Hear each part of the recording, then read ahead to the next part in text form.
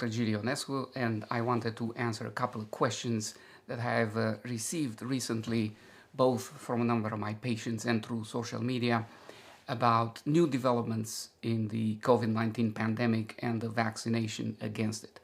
But first, before I delve into these two questions, I wanted to reiterate that what I say here is not intended to be taken as medical advice or recommendations for treatment. This is purely informational and educational. It's a commentary on recent developments. Any recommendation or advice for treatment, for vaccination, for your individual case should be discussed with your primary care provider. So once we have that clear, let's delve into our discussion. The first item that I have been asked about has to do with the new Delta variant of the virus. This is a new variant that has been spreading like wildfire in recent weeks, so much so that it has become the dominant variant in the population in most places around the world. And I believe yesterday it was the first time, at least that I've seen, a piece of news that is somewhat worrisome. It comes from Israel. And as you can see here in this article from the Times of Israel, they are, by the way, in Israel, they have about 80% of the whole population vaccinated with the new mRNA vaccines. And so it's a high level of vaccination in the population. So the worrisome nature of this news is the fact that they are reporting a 30% drop in the efficacy of the vaccine in the vaccinated population from preventing symptomatic infection. In other words, instead of 94–95% of the vaccinated population being completely protected from getting any form of COVID, no symptoms whatsoever, they have seen a drop from 95% to about 64% in their population among the vaccinated. Now, they do say that the vaccinated who do get infected usually get a milder form. They don't usually have to go to the hospital.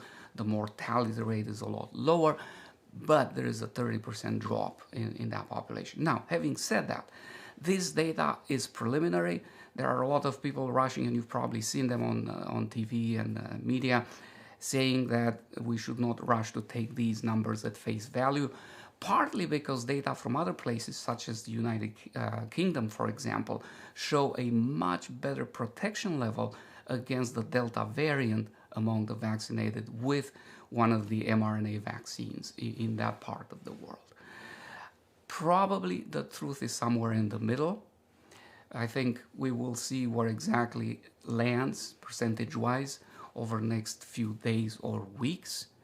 The reality, though, and my prediction in this context is that sooner or later we will see a drop in the efficacy of the vaccine against these new variants that keep popping up and spreading in the population, to the point that it's possible, entirely possible, that not too far into the future, booster doses, repeat doses will be necessary. It's going to be annoyance, it's going to stir up the waters again, but we'll have to do what we have to do. The second question that I wanted to address has to do, and this has been asked by several people who have commented on my previous video about the potential for autoimmune reactions after the mRNA vaccines. There's been a lot of concern out there that these vaccines potentially on the long term could cause autoimmune side effects, and therefore we should not rush to give them to people. And some have asked me specifically, when they have seen these reports about myocarditis, whether we are already seeing that becoming reality. First, let's look at the data and then we'll talk about it. So I'm showing you here a table with a summary of the cases of myocarditis among young people, or all people for that matter, who have been vaccinated in recent times. Here in the United States, you can see at the date of the publication of this report, which was late last month, I think it was June 25 of 2021, they were presenting data regarding 133 million vaccines, that meaning 133 million people have gotten both doses of the mRNA vaccine. And among these, a total of 636 cases of myocarditis have been identified. Now, myocarditis is an inflammatory condition that affects the muscle of the heart. And so what happens in people who get myocarditis, they start coming down with chest pain, with shortness of breath, with fatigue, sometimes with cough. And overall, it can have a variety of forms, from asymptomatic, meaning you don't even know you have it unless you do special testing, all the way to very severe cases that require hospitalization. And occasionally, potentially, myocarditis in general can be fatal. Now, the interesting fact about myocarditis in people who got the mRNA vaccines is that, as you can see here in this table, a lot of the cases happen in the younger population groups. See how they've broken them down here by age groups. So most cases by far happen in the 12 to 17-year-old age group. 8.6 cases per million among females, and 62.7 cases per million of immunizations given among boys.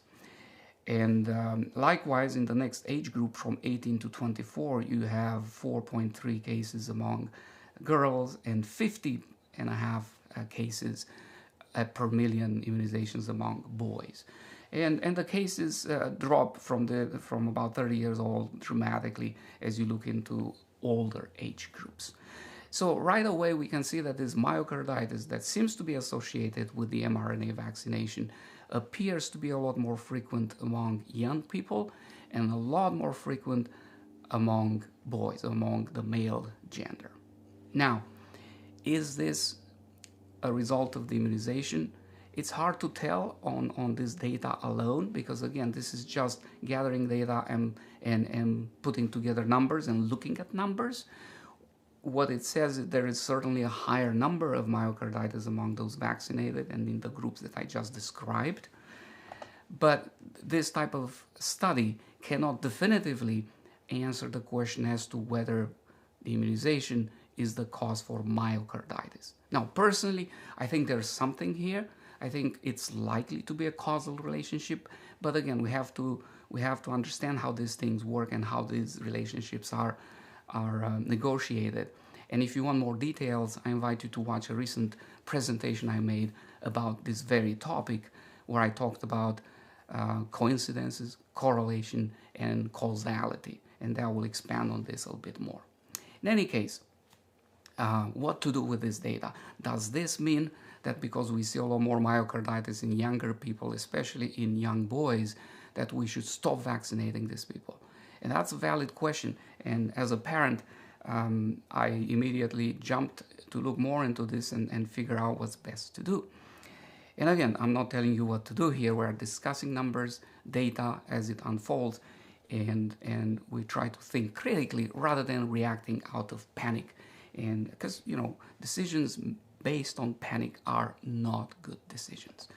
So one thing I want to show you here that would ease our understanding and decision making in this particular example of myocarditis that happens in the context of COVID-19 immunization with the mRNA vaccines is this article that was published in JAMA Cardiology at the end of May of this year, very recently, where they talk about the prevalence, the frequency of myocarditis as a complication of COVID-19 infection. Again, this is myocarditis that happens in people who got the infection, not the immunization. And more so young people. These are competitive athletes in a number of colleges and universities. And so what these people did, they went in and they looked into a special cardiac registry of people who had COVID-19 infection.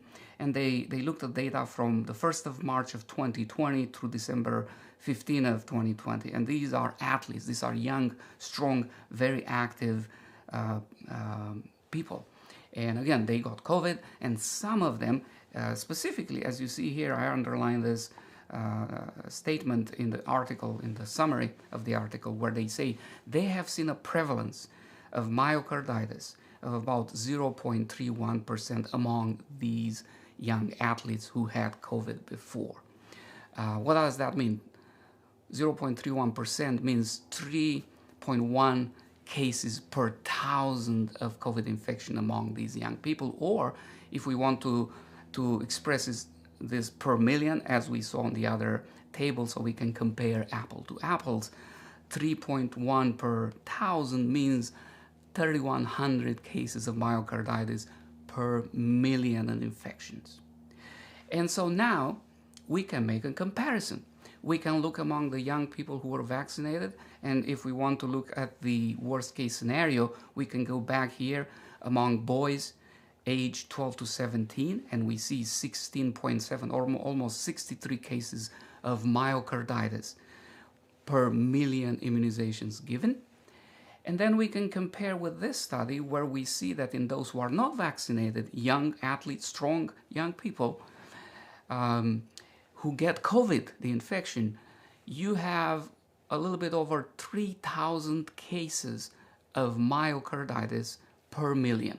So we are comparing the risk of getting 63 cases of myocarditis if we choose our young boy to be vaccinated, and significantly less if they are older or if they are females, versus a risk of getting 3,000, or the odds of 3,000 per million of getting myocarditis if we don't vaccinate them and they get the COVID-19 infection. Now, I know some of you may be tempted to think, there is a third way here.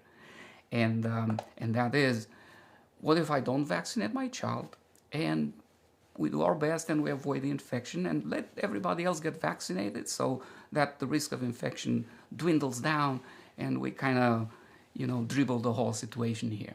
And that may very well be possible to do, although it's a very risky maneuver to attempt for many reasons that I'm not going to get into today. I am going to say, though, especially for somebody who tries to live by Christian ethics, such a strategy is morally questionable. In any case, I hope you enjoy this presentation. You're always welcome, as I've always said before, to post your reactions, and to the extent that my time allows to do so, I'll be happy to respond. And feel free to suggest future topics of discussion. Till next time, stay healthy and stay wise.